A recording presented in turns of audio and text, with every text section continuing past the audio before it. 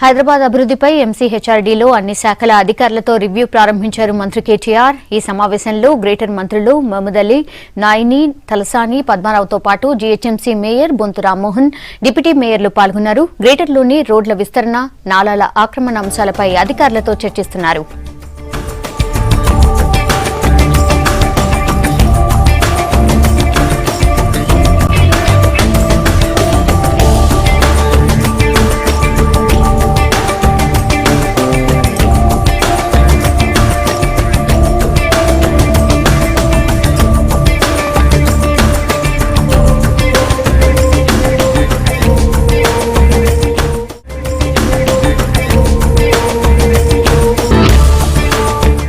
హైదరాబాద్ అభివృద్ధిపై ఎంసీహెచ్ఆర్డీలో అన్ని శాఖల అధికారులతో రివ్యూ ప్రారంభించారు మంత్రి కేటీఆర్.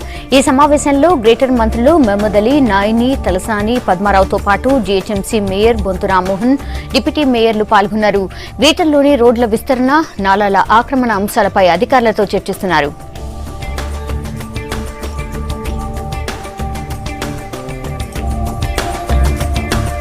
పూర్తి డీటెయిల్స్ ప్రభాకర్ అందిస్తారు. ప్రభాకర్, కేటీఆర్ రివ్యూ ఎజెండా ఏంటి, డీటెయిల్స్ ఏంటి?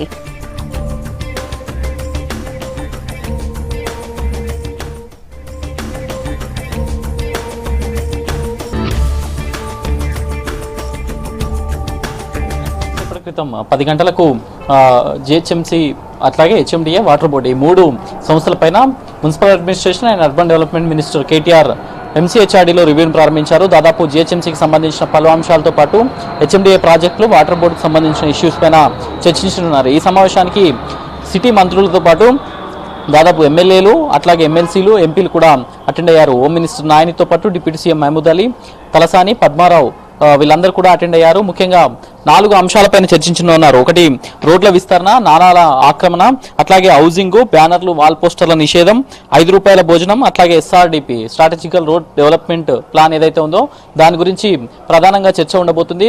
ఓవరాల్ గా ఈవినింగ్ వరకు ఈ చర్చ కంటిన్యూ అవుతుంది. దాదాపు కేటీఆర్ ఇంతకుముందే చెప్పారు, దాదాపు ఇయర్లీలో 4 సార్లు 3 నెలలకు ఒకసారి రివ్యూ కండక్ట్ చేస్తాం సిటీలోని మినిస్టర్లు, అట్లాగే ఎమ్మెల్యేలు, ఎమ్మెల్సీల అధికారులతో కలిసి అని చెప్పారు.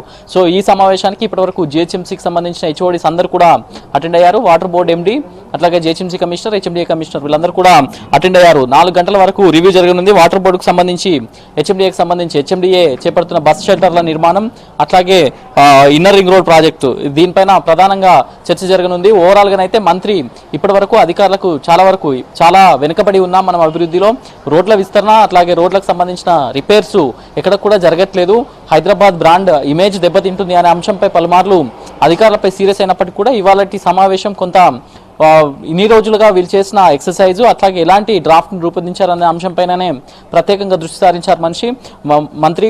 సో ఇదంతా చూసినట్లయితే జిహెచ్ఎంసీ పైన మినిస్టర్ స్పెషల్ ఫోకస్ చేశారు అని చెప్పొచ్చు. ముఖ్యంగా అటు గత కొద్ది కాలం క్రితం అధికారులపై సీరియస్ అయ్యి ఫీల్డ్ ఇన్స్పెక్షన్ చేసి అధికారులపై సీరియస్ అయిన నేపథ్యంలోనే ఈ మీటింగ్ అరేంజ్ చేశారని చెప్పుకోవచ్చు. ఈవినింగ్ వరకు దాదాపు అన్ని అంశాలపై ఒక్కొక్క దానిపై ఎజెండా కాపీని కూడా రూపొందించారు. ఎమ్మెల్సీలు, ఎమ్మెల్యేలు, మంత్రులకు సంబంధించి వాళ్ళ డివిజన్లో కానివ్వండి, వాళ్ళ దృష్టికి వచ్చిన అంశాలు ఏవైతే ఉన్నాయో వాటిపైన ప్రధానంగా చర్చ జరగనుంది.